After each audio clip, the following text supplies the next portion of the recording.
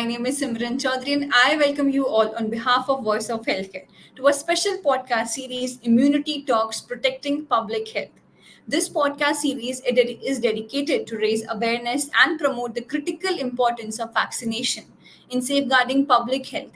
As we dive into the discussion, today we aim to highlight the latest advancements, challenges, and strategies in immunization, all while addressing the barriers to achieve widespread vaccine coverage. This year's theme is Immunization Protecting Our Future, which resonates deeply with our mission to ensure that every individual, regardless of age or background, understands the vital role that vaccines play in preventing the spread of infectious disease and protecting our communities. To celebrate this month, to celebrate or to spread this awareness, today we have with us Dr. Deepak Mulchandani.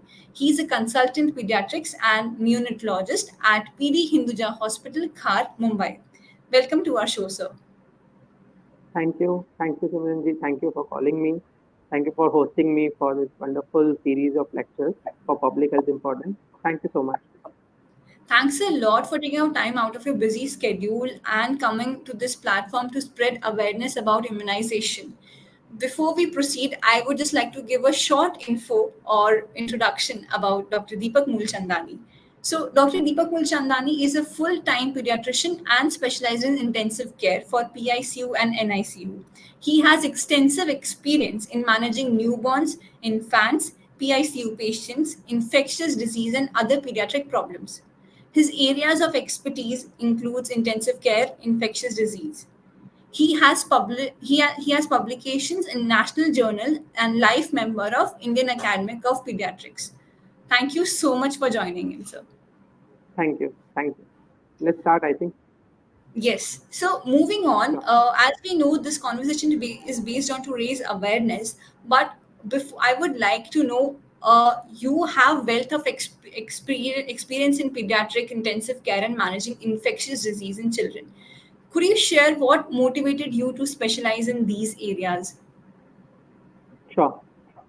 So basically, after I completed my MD pediatrics from Mumbai, there were two things which were little life changing or giving me a sense of what I want to do further, in specialization. So there is this always tendency of seeing babies who are critical. We keep seeing babies in NICU and PICU, and we always used to the joy of them seeing recover from a very serious or a critical phase, intervening at such critical points where every decision, every management, can change the whole course of the disease, whether you diagnose, manage, intervene, investigate, whatever. So that was very, it was satisfying to us, to me specifically. And that was one thing which was pretty sure in my mind that NICU and PICU is something which I would like to explore further as, among the other specialties. The another thing about the infectious disease is something, very different path, but they ultimately merge together. So after completing my MD, I was working 1 year in an infectious disease hospital in Mumbai. It's a BMC run, Kasturba Hospital, as we know, many of your viewers might be knowing. It is solely for infectious diseases. And I was doing, working for 1 year. And that was a completely different experience of working in a center compared to my, pediatric studies, which was where we used to see the infectious disease cases of a different type, different variety, of a different severity, which I wouldn't have seen in my, other time of learning course. And that was again which prompted me to, specialize in that and explore this further. And how the paths converge is basically if you are managing or if you are into these two fields or, exploring these two fields is in ICU till today, whether it's a newborn or especially in PICU, most of the admissions, most of the patients land up with a serious infection, whether it's a malaria or a dengue. So not everybody lands up in the ICU, obviously, but those who land up, means they have already reached a very critical phase of the illness. If you have a better idea how you are dealing with these infections and what stage you are, and at this juncture what you can intervene with, it just changes the whole treatment and the satisfaction again, as I said, of identifying the disease correctly and able to treat it. It's just it's just mind-boggling, and that is how the two fields converge for me. Obviously, in a country like India, infections still predominate for ICU admissions compared to the West, where it's more of genetic, metabolic, cardiac diseases, where most of the admissions are there. But here also the scenario will change eventually as infections get lesser and lifestyle, metabolic, cardiac disease, genetic illnesses, come ahead of that. So let's see how the next decade evolves in pediatric care. I think the conditions will be better because the kind of experts we have in our country, the doctors like you who are working hard day and night, to be there on their toes to protect patients, newborns, and to work hard for their betterment, things will improve. The awareness campaigns like we are doing to spread awareness on such Hmm. important issues will work out. So, moving on, can you give an extensive experience, given your extensive experience in treating infectious disease? So, how crucial is immunization in preventing these disease among newborn and young children nowadays? Yeah. So immunization is, as I said, once the child is born, from the first day itself, the child is getting vaccination. But to put it in a slight different perspective, we are protecting the child even before the child is born. Once the baby is born, we are already giving vaccines within the first 24 hours so that baby starts developing immunity. If you see it, we are already protecting the babies right before they are born. The mothers are given vaccines, although a few vaccines which cannot, we cannot give much in the pregnancy, but tetanus, MMR, all these vaccines which are given to mother during the course of pregnancy eventually is for the benefit of the newborn baby. A measles or a rubella vaccine, something like rubella vaccine, very commonly given, and if the mother is immunized, it prevents the heart disease in children. You know, the influenza vaccine, the tetanus vaccine, it prevents neonatal tetanus once the baby is born. So we are providing immunity to the baby, or the mother is transferring this immunity to the baby right before birth itself. And after birth, there is a series of vaccines, which is, some are common with the government, some are given privately. But the vaccine scope overall has increased a lot. We are able to cover more and more diseases. But essentially, with the government and the private practitioner, both, we all aim at least the primary vaccines for the primary illnesses. The complete course is given throughout the first decade of life, primarily in the first 5 years, and then there are few which are left at the age of 10 years. But we aim, but obviously there is more need for expansion of this field. More coverage is indeed needed and better that way. And I think that will definitely help to evolve and grow. But Hmm. you have managed numerous cases of infectious disease in children. So can you discuss how vaccines have changed the landscape of pediatric care, particularly preventing severe illnesses, which the graph you have seen, the changes you have witnessed in your career? Yeah. So maybe a decade ago there was lesser vaccines available. More have now available. The acceptability, patient education, affordability to patients has also improved significantly. Although there are still so many children who have not received or do not receive certain vaccines. In our practice, overall, what is happening is where most patients say, for example, typhoid, influenza, pneumonia, other diseases like loose motion. So we have rotavirus, which we cover through vaccines. These are all illnesses where the patient needed to be admitted or sometimes even at critical stage. That phase or that level of criticality has come down in what we have seen over the last 10 years, 1 decade or so. Also, it is more shifted to the patients being able to manage on OPD. So that also means patients are doing better. They are able to fight infections better. They don't get infections. Even if they get it, they are able to fight better, which can be managed with antibiotics or antivirals, whatever is needed for the disease. We are preventing admissions. We are preventing missing of school, early resolution of treatment symptoms. And what happens is, if a child is falling sick less often, obviously he is growing better. He's growing better. He's developing better because every major critical event, illness, or a stay in ICU or hospital sets you back in terms of growth, weight, height, development, especially in children less than 2 years. Critical illness. Whenever patients we admit in ICU, who are there for a longer time, there are a lot of involvement with the development also. These developmental milestones get delayed a lot. So in the last 10 years, yes, this practice has changed. So now we see more often diseases or patients admitted for those which are not getting treated by vaccines or not covered by vaccines. Although not absolutely, I'll say, but yes, there is a significant drop. And obviously, the same has happened in the West. We are just, in that phase where as the vaccination coverage improves, these diseases get covered better.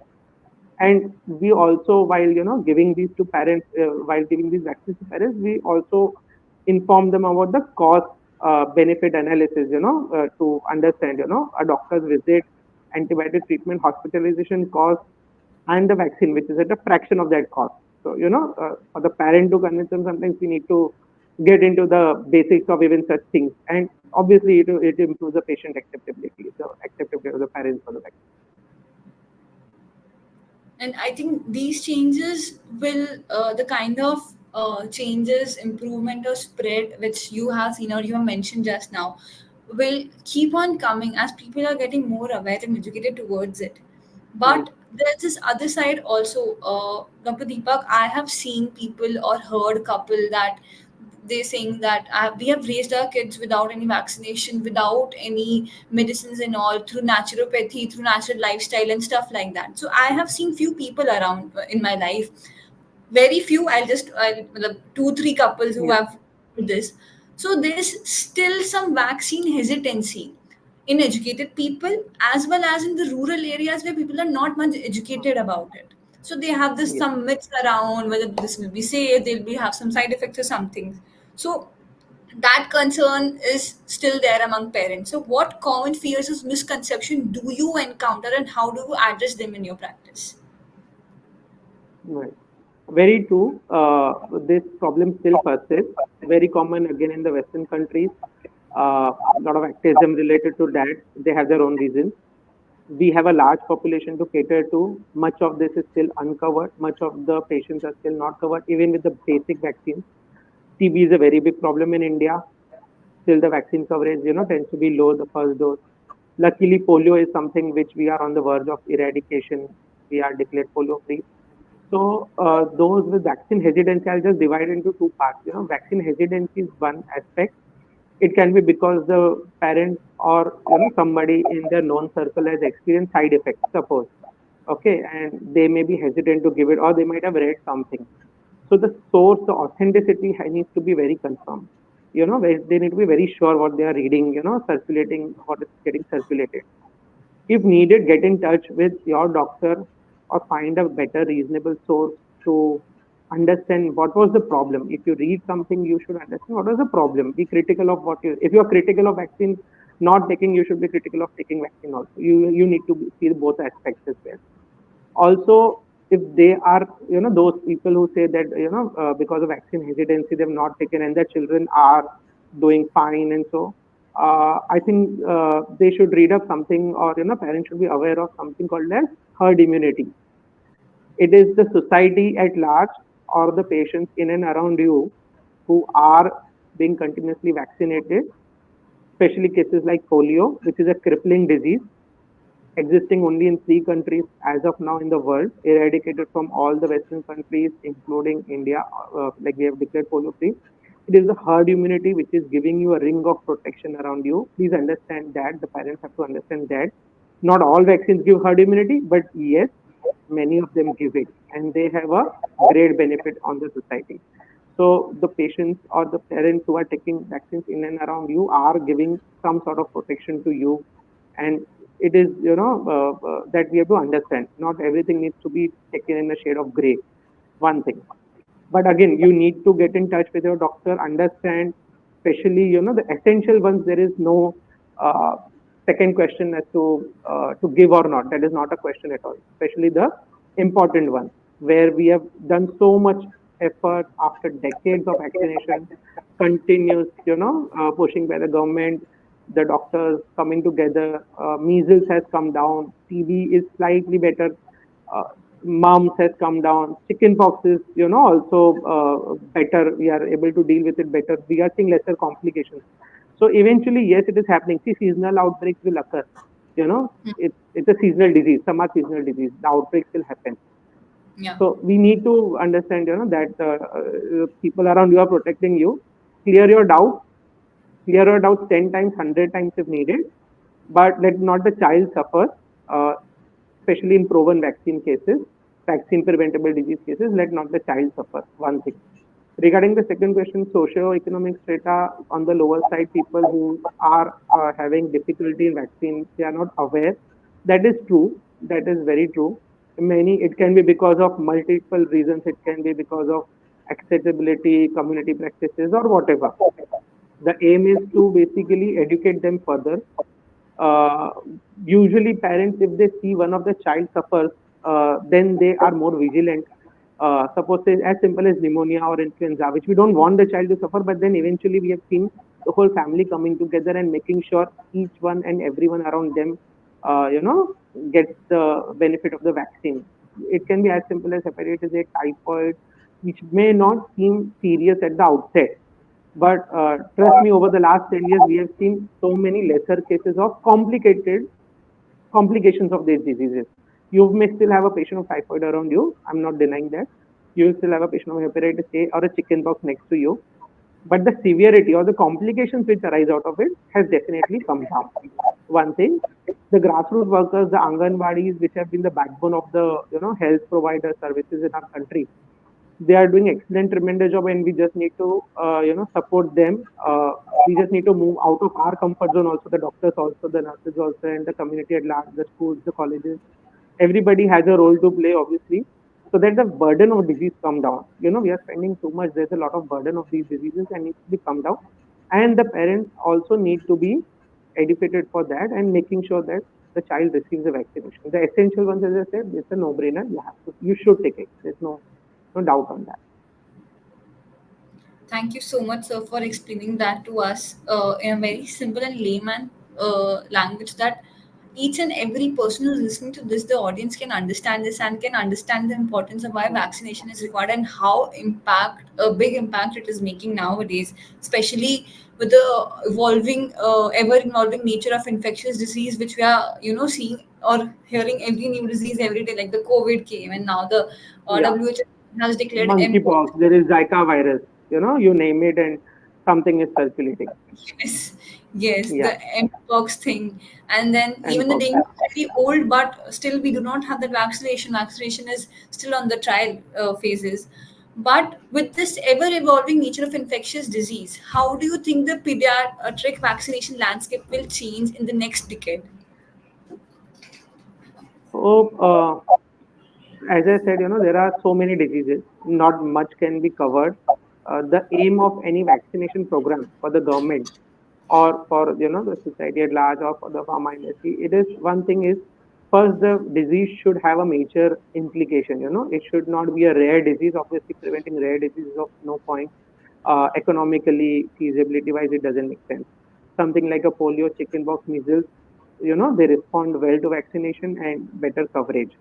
But now, since we have covered and seeing the list of vaccines in the pipeline which are there over next few years, now it is going to get into a more targeted area, basically. Where, say, like example, dengue, as I said. Now, dengue exists more in African continent, Indian subcontinent, or a malaria exists over here. But then it's not there in the, say, Western countries. Some countries are actually do not have this issue at all. So it's now getting to be more region specific. We are going from a global aspect of the polio, measles coverage. We are going into regional specificity of vaccines and the feasibility of vaccines. So as I said, dengue vaccine is there. It is already been given as a trial and approved by the US FDA or the CDC government, USA based CDC, which gives the approval for the vaccine. So these vaccines are being run as pilot programs in certain countries now.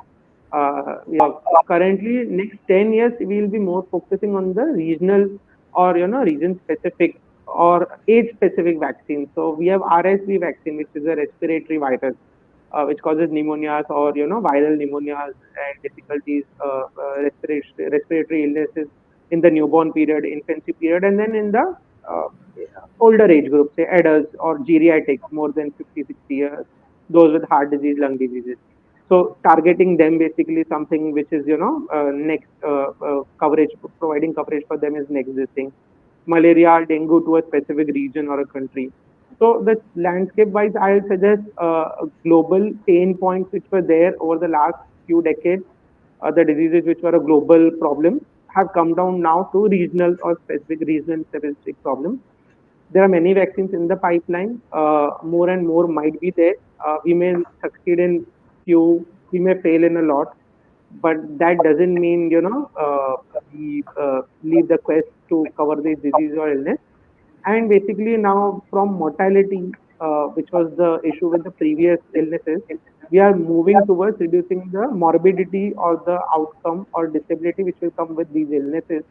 That is the aim basically. I think in the next decade, that is how it will evolve, I feel.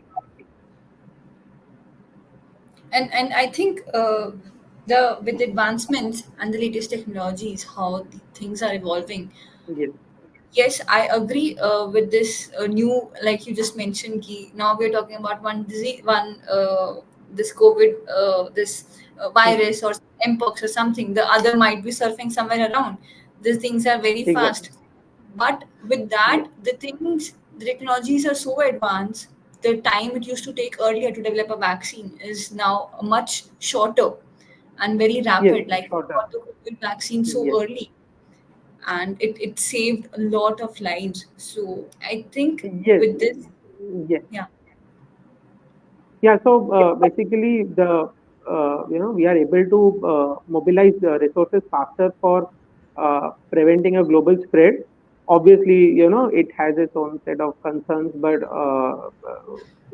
we have to understand everything is approved in people or to be given at societal level after many layers of checks and balances. So yes, the yes, hesitancy part, I understand many, it just goes back, takes back us to the previous question, but we need to understand when it's a global situation, you need to develop faster.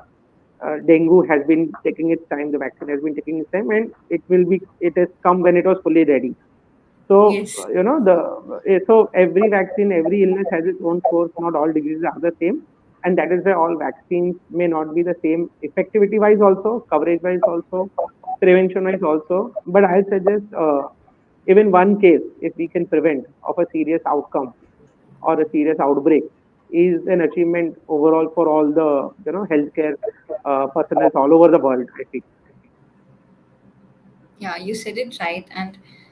And thank you for all the expertise and insights you just brought to this episode of podcast for National Thank you. Immunization Awareness Month. And thank you so much for coming to our platform and sharing your knowledge with us. It is a very useful for all the audiences listening to this, and very helpful to to spread awareness about this. Thanks a lot for this. Thank you. Thank you. It's my pleasure. Thank you so much. Thank you.